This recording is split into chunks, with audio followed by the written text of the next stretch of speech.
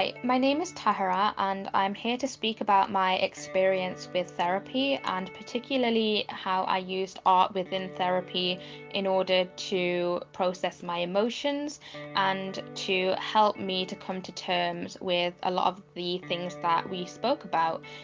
For context, I was going through therapy during lockdown period, the initial phase, from the 14th of May to the 17th of December of 2020. Our sessions were mostly over the phone, and my therapist advised that I draw while we speak or create in other means because I am somebody who expresses themselves creatively, and this helped me to create something tangible that I could see as a visualization of my own progress. I hope that listening to me speak about this will enable you to make the move to reach out for help if you need it, and I hope that you know that you aren't alone. And although this can be scary, that it's worth it. So without further ado, I'm just going to start speaking about the pieces now.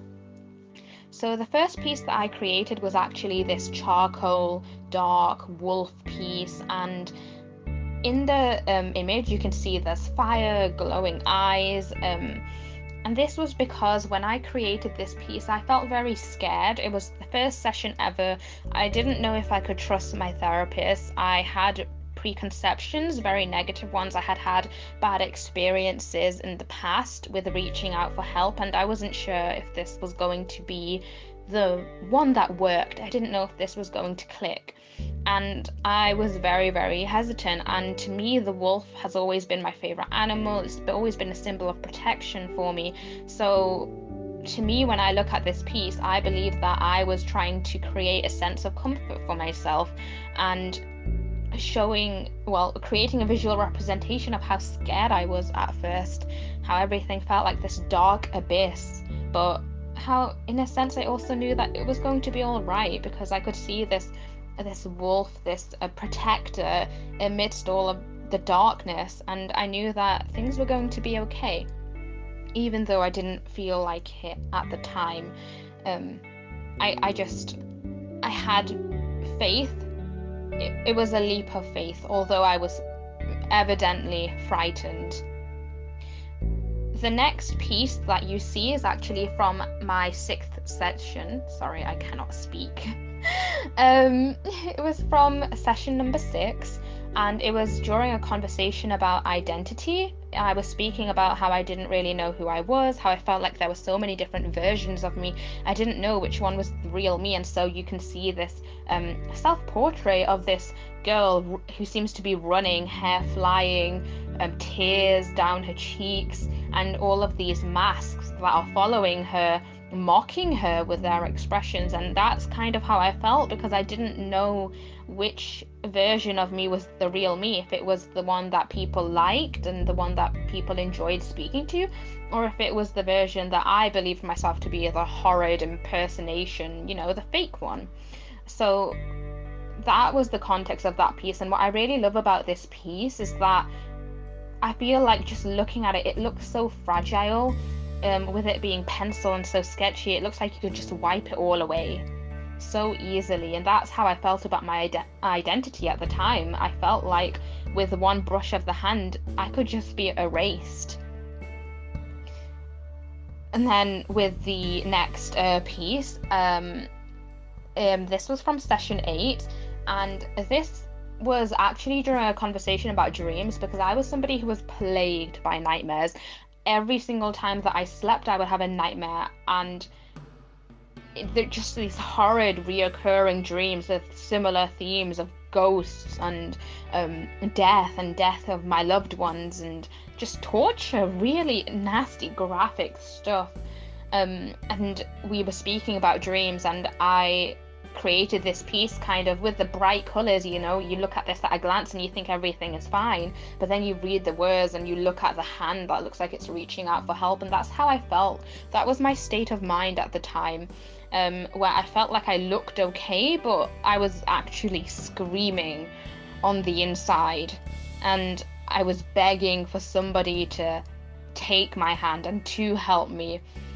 And this was really helpful because I know dreams don't sound very significant, but it was really nice to have my therapist listen to me and to validate that these things were important, even though they didn't seem important to me. I felt like I was just rambling, but it was so nice to be heard and to be taken seriously. And that's one thing I really felt with therapy throughout this whole process, that I felt like what I was creating and what I was putting out there was being listened to and that it mattered. And I felt like I was validated for the first time in my life. Somebody looked at my feelings, somebody looked at what I was experiencing, and somebody said, you know what? I understand. This is hard. Let me help you. And it wasn't somebody who just tried to slap a diagnosis on it and send me on my way. And that's one thing I really loved about my experience of 42nd Street.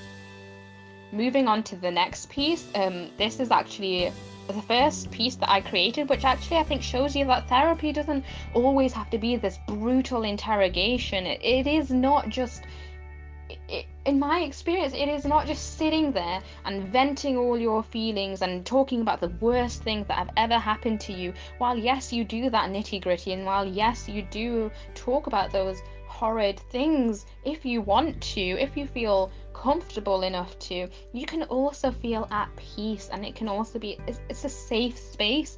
And I think this piece really emulates that, because this was the first piece I created where I felt peaceful, and you can see it in the piece.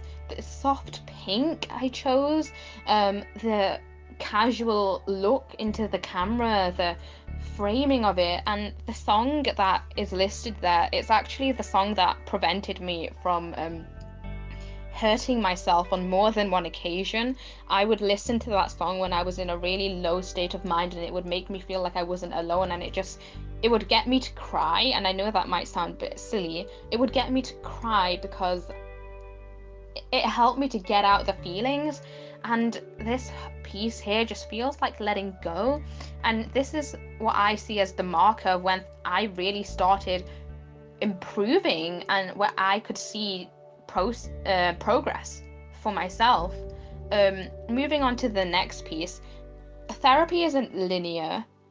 You know, you go back and forth between good phases and bad phases. And the next piece I didn't actually do in therapy. This was outside of a session, but I took what I learned from therapy, that drawing helped me to express myself, and I applied that outside of the session. So I didn't feel well. I felt very sad. This piece was a manifestation of grief from a lot of things that I was going through. And instead of taking those feelings and doing something destructive, I drew, and this piece feels very confrontational.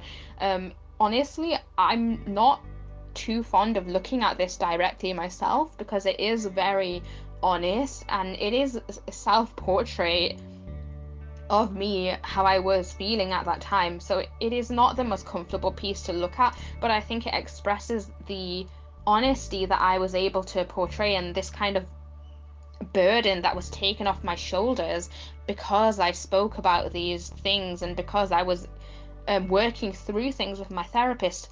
It was coming through even creatively. I was able to tap into sources that previously I wasn't able to, because I had this block and this fear of what other people would think and how other people would perceive what I created. Now moving into session 15. So this is like the last piece of my therapy art that you will see. This was a talk about identity again, but I think you can see the difference from when I first had a conversation about my identity and this one. This piece just felt so much more calm, and it was more of an acceptance of, with the covered mouth, there were still some things that I hadn't said, but that was okay, because therapy is not a be-all, end-all. It's an ongoing journey, and this piece was just an acknowledgement of that, and it was nice to see it all kind of come together. And again, to reiterate that therapy is not a linear journey, we have this next piece, which was also outside of a session, where you just see so much distress in this piece. These words, don't go, please. And I think that it just brings home the message that for me at least, therapy was not this one-way ticket to paradise, and it was not this miracle cure. It was hard work, and it was dedication. It was tiring at points. There was back and forth, but you know what? I had somebody there in my corner telling me that it was okay, telling me that I was going to get through this, and I did. And so even with this back and forth, even when it felt like I wasn't making progress, I had somebody who saw me and who said, "You are doing great."